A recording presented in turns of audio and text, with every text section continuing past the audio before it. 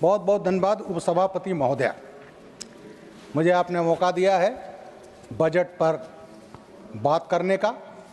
माननीय निर्मला सीतारमण जी ने जो बजट में कहा है उसमें प्रथम है कृषि, दूसरा एमएसएमई, तीसरा है निवेश, चौथा एक्सपोर्ट। मैं चूंकि समय आपने बहुत कम दिया है, अभी देखा 10 मिनट था, अब हो गया 6 मिनट फिर 5 मिनट। मैं अनुरोध करूंगा थोड़ा समय दे दीजिएगा। तो प्रथम इंजन है कृषि। महोदया, कृषि जो है ये 60 करोड़ लोग इससे जुड़े हैं। अगर मजदूरों को जोड़ लिया जाए तो उससे कहीं संख्या होती है, इसलिए कृषि का बहुत बड़ा रोल है और इसीलिए कृषि को रोजगार का सबसे बड़ा स्रोत माना जाता है और अर्थव्यवस्था की रीढ़ है। और हमारी जीडीपी में 19% सहयोग होता है कृषि का। कांग्रेस के समय में कृषि पर ध्यान नहीं दिया गया, नेगलेक्ट किया गया, लेकिन जब मोदी जी आए तो 2018 में पहले लागू हुई कृषि सम्मान निधि। इन लोगों ने क्यों नहीं किया? 60 वर्ष तक शासन किया। महोदया, ये 6,000 रुपये की बात नहीं है। इस 6,000 रुपये से इस देश का दलित आदिवासी भूमिहीन होने से बच गया।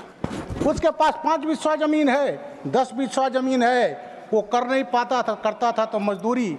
लोग कहते क्या करेगा इस जमीन को, और उसके बाद आज उस 5 बिस्सा पर उसको 6,000 रुपया मिलता है, जिसको वो पैदा नहीं कर सकता था। हमारे राज्य उत्तर प्रदेश में एक सरकार आई 2004 में, समाजवादी पार्टी की। उन्होंने एक बिल मूव किया और कहा जमीन बेचने में दलित की डीएम की परमिशन की आवश्यकता नहीं होगी। ये परमिशन की जरूरत क्यों है? जिससे दबंग लोग दलितों आदिवासियों की जमीन, पिछड़ों की जमीन खरीद ना लें। उसके बाद उसका इतना विरोध हुआ कि वो बिल समाजवादी पार्टी सरकार पास नहीं कर पाई, अदरवाइज आज वो सब भूमिहीन हो गए होते। तो ये जहाँ 6,000 रुपया सहायता है, और सबसे बड़ी बात है इस 6,000 रुपये ने सम्मान निधि ने भूमिहीन होने से बचा लिया। सभापति महोदया, इसके बाद कृषि के लिए यूरिया में हम लोग आत्मनिर्भर है भाई, नाम रूप मेला लगा है। हमारे प्रदेश में गोरखपुर में एक फैक्ट्री थी, 68 में लगी, 90 में बंद हो गई। उसको मोदी जी ने दोबारा किया, दोबारा वो आज उत्पादन कर रही है।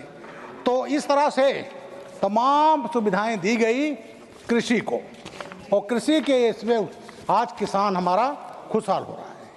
महोदया, मोदी जी के प्रयास से 75th जो जनरल असेंबली थी उसने वर्ष 2024 को इंटरनेशनल ईयर ऑफ मिलेट घोषित किया। मिलेट वो फूड है, सावा, कोदो, मड़ुआ, काकुन, ज्वार, बाजरा, ये गरीबों का खाना होता था, आज वो सुपर फूड हो गया है। और सुपर फूड को पैदा करने का सबसे ज़्यादा अरिड एरिया में होता है, जहाँ सिंचाई की साधन नहीं है, कम है, तो आज उनका मिलेट सुपर फूड है और मार्केट में इसकी सबसे बड़ी कीमत है।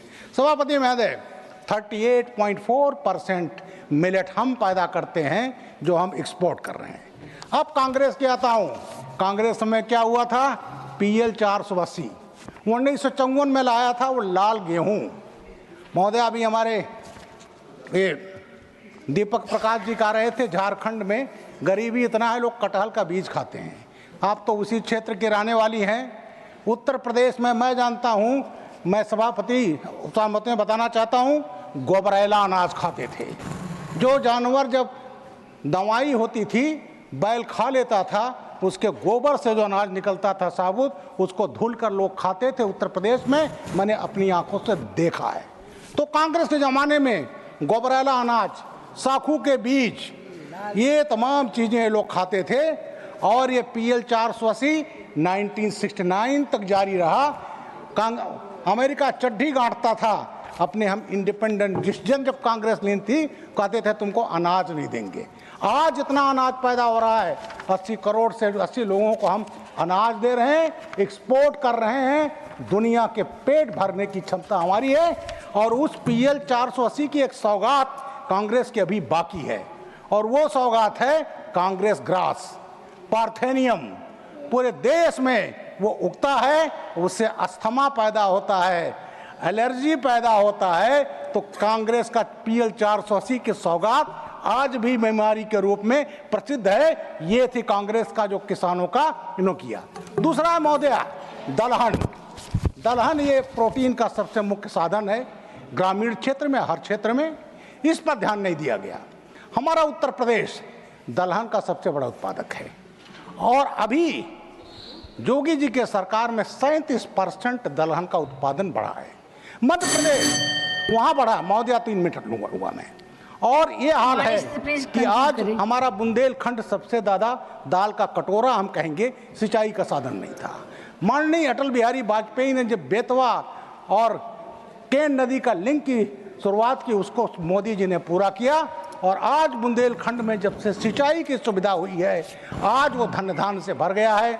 वहाँ पर आपका डिफेंस कॉरिडोर है और एक समय जब समाजवादी पार्टी की सरकार थी तो आज हम दाल प्रोडक्शन कर रहे हैं, खाद्य में आत्मनिर्भर हो रहे हैं, वो डकैत पैदा करते थे। वहाँ पर उस क्षेत्र में चाहे चंबल हो चाहे पाठा हो, डकैत जो थे वो इसलिए पालती थी सरकार वहाँ की, जो समाजवादी पार्टी सरकार थी, कि वो तय करते थे किसको वोट देना है, तो वो डकैत पैदा करते थे। उन्हीं डकैतों को, परिवारजनों को, एक बांदा का डकैत था, उस समय मैं ही एडीजी लॉ एंड ऑर्डर था, वो मारा गया। महोदया 2 मिनट लूंगा, को ज़्यादा नहीं लूंगा।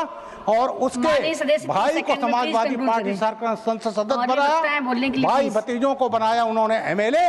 तो मेरा कहना है वो समय की सरकारें डकैत पैदा करती थी और हम प्रोडक्शन कर रहे हैं। तो मैं बहुत कुछ बोलना चाहता था लेकिन समय बड़ा लिमिटेड है, तो मैं इस बजट का बहुत प्रशंसक हूँ। इसका मैं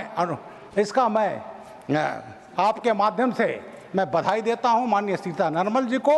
और ये बजट 2047 का पूर्ण विकसित भारत का ये रोड मैप है, इसके लिए बहुत धन्यवाद, बहुत धन्यवाद। धन्यवाद माननीय सदस्य। Shrimati Mahua Manjhi. Thank you honourable vice chairman ma'am. 5 minute थोड़ा मुझे एक्स्ट्रा चाहिए क्योंकि इधर भी आपने दिया है, झारखंड का मैं आपके लिए प्रतिनिधित्व कर रही हूँ।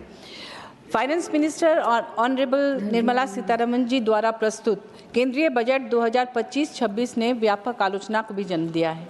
केंद्र सरकार के सबका साथ सबका विकास के दावे के बावजूद बजट भाजपा शासित राज्यों का पक्ष लेता हुआ और झारखंड जैसे विपक्ष शासित राज्यों में राशि और परियोजनाओं के आवंटन में भेदभाव करता हुआ साफ प्रतीत होता है। झारखंड भारत में सबसे समृद्ध संसाधन युक्त राज्यों में से एक है, जो कोयला, आयरन ओर और अन्य खनिजों के विशाल भंडार के माध्यम से राष्ट्रीय अर्थव्यवस्था में महत्वपूर्ण योगदान देता है। इसके बावजूद इस बजट में राज्य की बड़े पैमाने पर अनदेखी की गई है।